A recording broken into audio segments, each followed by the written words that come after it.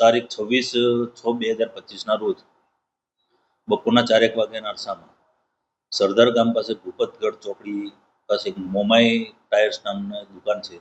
તે દુકાન મયુરભાઈ વસોયાની હોય ત્યાં આગળ આ કામના આરોપીઓ ટાયર લેવા ગયેલા અને ટાયરના ચેન્જ કરવા માટે સિકંદર જુમાભાઈ શાંત તથા તેનો દીકરો અરશદ આ વેપારી સાથે ટાયર બાબતે બોલાચાલી ઝઘડો થતા ઉગ્ર સ્વરૂપ લેતા મારામારી કરેલી, જે બાબતે આજીડેમ પોલીસ સ્ટેશનમાં ભારતીય ન્યાય સંહિતાની કલમ 115, 351, 352, 54 તથા બીપીએક 135 મુજબ ગુનો દાખલ કરવામાં આવેલો હતો.